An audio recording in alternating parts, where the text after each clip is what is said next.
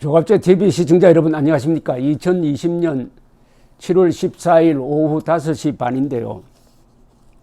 6.25 전쟁의 이순신으로 불리는 백선엽 장군의 장지를 둘러싼 논란이 있다고 계속 이 친여 매체가 보도를 하면서 백선엽 장군이 친일파다, 민족 반역자다, 그러니까 대전 국립현충원 안장도 안 된다는 이런 막말을 계속 내보내고 있습니다. 참 기가 막힌 일입니다. 문재인 대통령이 이사장 시절에 민족 반역자 김정일이가 죽으니까 김정일에게 조문단 보내자고 결의를 했던 사실을 아는가 모르겠어요.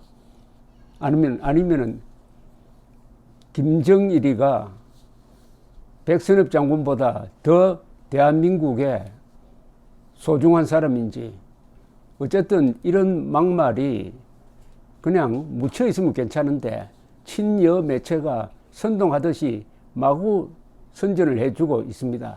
그래도 건전한 대한민국 국민들은 오늘도 광화문 시민 분향소로 나와가지고 지금 인산인해를 이루고 있습니다. 저도 한 2시간 전에 거기 한 바퀴 돌고 왔습니다. 어제 비가 내리는데도 불구하고 우산을 들고 꽉 메웠던 그 인파보다 더 많아졌습니다. 이게 민심입니다. 이게 민심. 오늘 또 해괴한 방송이 나왔습니다. 이 MBN 뉴스 와이드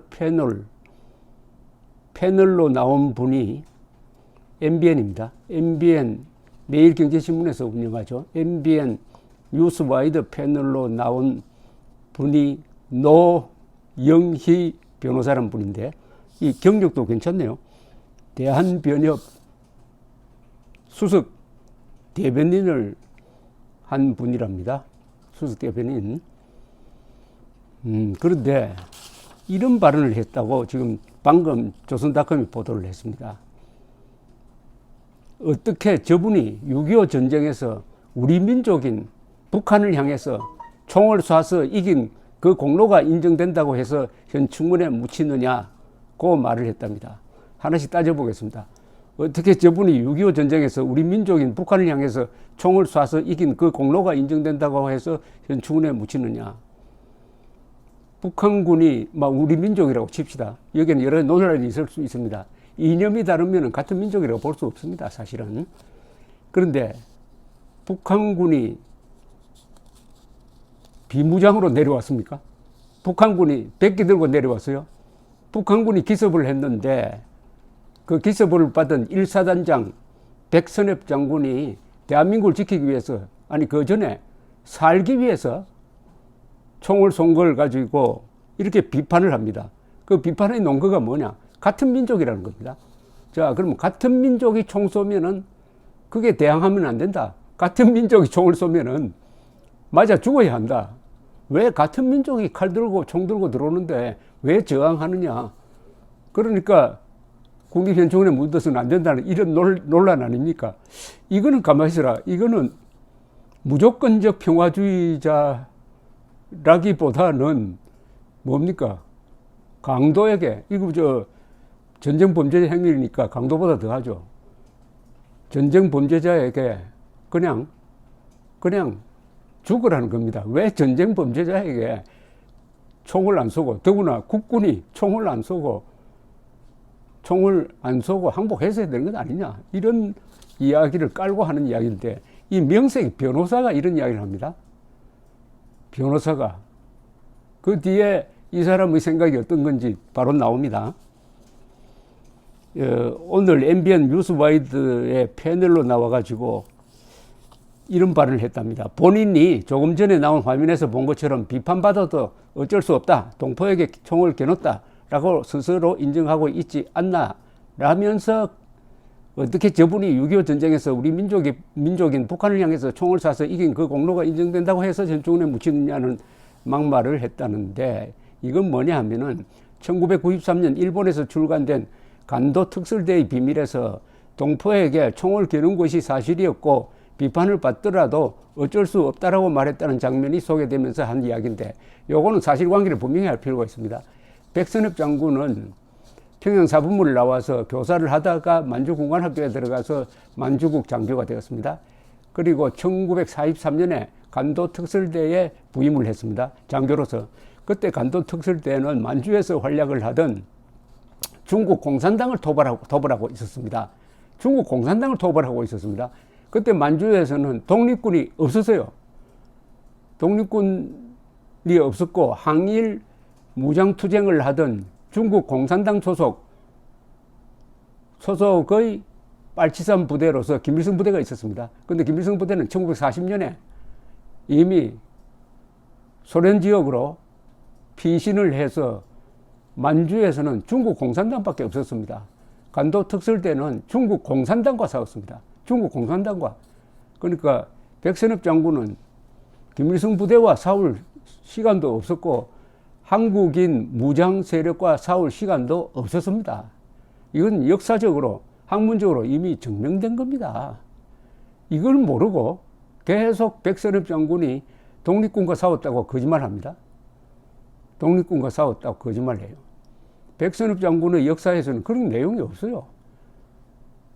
일본에서 이 출판된 요 대목 하나는 그냥 일반론적으로 한 거죠. 일반론적으로 내가 그때 한국이 나라가 없는데 일제 치하에서 장교가 되어서 설사 우리 민족에게 총을 겨눴다 한들 그게 뭐가 내가 잘못한 게 있느냐. 해방 이후에 나라가 세워진 다음에 목숨을 바쳐 공산 침략으로부터 나라를 지킨 나는 평생 애국밖에 한 적이 없다. 이렇게 이야기합니다. 제일 중요한 것은 대한민국이 선 다음에 뭘 했느냐는 것 아닙니까? 대한민국이 선 다음에도 대한민국에 반대하고 북한 쪽에 붙은 행위, 친북행위자. 친북행위자에 대해서 흥분해야 그게 진정한 법률가 아닙니까? 법률이라는 것은 국가의 법률입니다. 국가가 없었을 때는 법률이 없잖아요. 그래서 국가가 없었던 일제시대의 행위 중에서 반민족 행위자라는 게 있습니다. 반민족 행위자는 어떤 사람이냐 하면은 일제 경찰의 말하자면 하수인이 돼가지고 독립운동가를 잡아가지고 고문하고 했던 그 정도를 우리가 반민족 친일이라고 분류를 하는 겁니다. 그 정도를. 백선엽 장군은 그것과는 아무 관계 없는 사람이었습니다. 그런데 이 노영희 변호사는 이런 막말을 하고 있는데 이 민족이란 개념이 이 법률가들 머릿속에 들어와 가지고도 아주 이상한 논리를 만들어낸다는 게 바로 이게 반일 종족주의입니다. 반일 종족주의. 이 사람의 노영희 씨의 머릿속에 들어가 있는 그 민족이라는 개념은 우리가 흔히 유럽에서 말하는 민족, 네이션 또는 독일어로 폴크, 그걸 정확하게 말하면 국민으로 번역하는 게 맞습니다. 그 개념이 아니고 이 사람이 말하는 것은 내셔널리즘도 아닙니다. 뭐냐? 반일 종족주의입니다. 반일 종족주의. 반일 종족주의의 반대말은 무조건적 민족주의죠. 무조건적, 같은 민족이면은 아무리 나쁜 짓을 해도 이 경우에는 같은 민족이 남침해도 총을 쏘면 안 된다는 것 아닙니까? 이건 자살하자는 거죠. 왜 그때 항복하지 않았느냐? 쉽게 말하면 백선엽 장군 보고 왜 그때 항복하지 않았느냐? 왜 민족과 싸웠느냐? 이걸 따지는 겁니다. 그러면서 백 장군 예우와 관련해서는 저는 현실적으로 친일파가 더 나쁘다고 생각한다.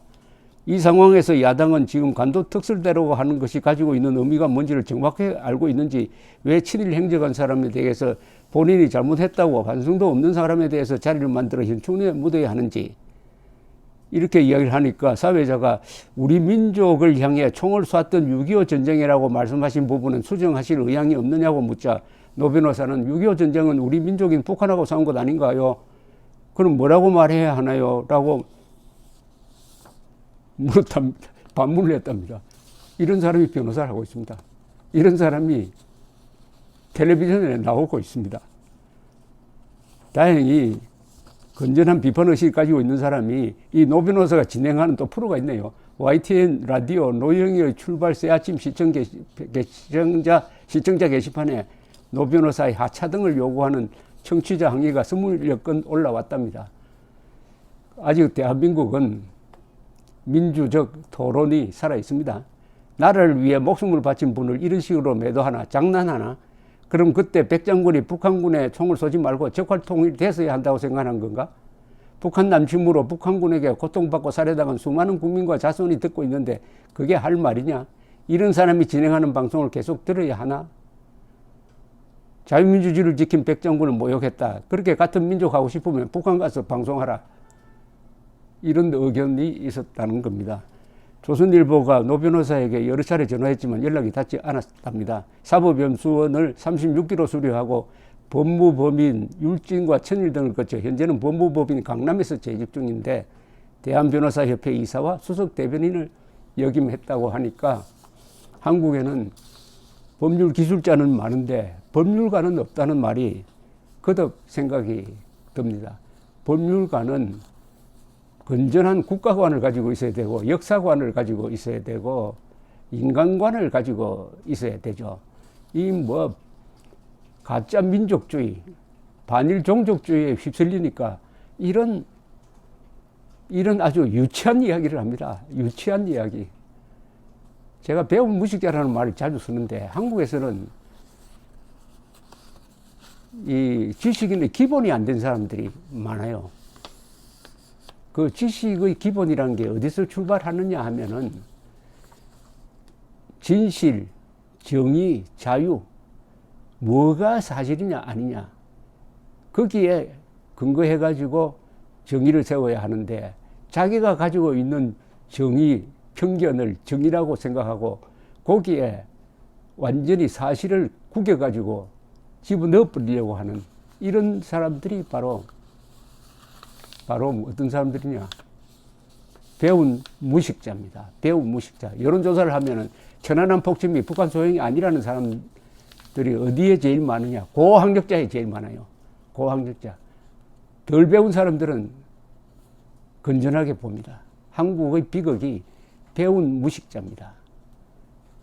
더구나 이분은 변호사고 방송의 진행자로 활동하고 있는 사람입니다. 그럴 수준이 이 정도라면은 대한민국은 참 위기입니다. 영혼이 지금 망가지고 있습니다. 분별력을 잃어버리고 있습니다. 왜 분별력이 이렇게 됐느냐? 이게 한미동맹의 부작용입니다. 한미동맹을 통해서 안보는 미국이 알아서 한다. 이렇게 돼버리니까 북한 노동당 정권도 같은 민족 단체가 되어버렸습니다. 북한 노동당 정권도 동족이란 말 하나 가지고 북한 노동당 정권이 저지른 모든 범죄를 다 덮어주자. 그러나 대한민국을 만든 사람 중에서 일본과 조금이라도 친하게 지내면 친일파로 몰아가지고 단죄하고 현충원에 묻힌 사람들도 다 부관 참시하거나 파내가지고 다른 데 옮기자. 이런 석기 시대, 부족 국가 시대의 그런 원초적, 이건 뭐 원초적 분노도 아니죠. 이렇게 되니까 민족이란 선동에 잘 쓰고 여기 안 쓰려면 딱 한 가지 방법이 있습니다. 김일성 세력은 민족 반역자다. 민족 반역자와 공조하자는 자도 민족 반역자다. 민족 반역자 김정은과 공조하자는 자도 민족 반역자다. 요것만 외우고 있으면 됩니다. 감사합니다.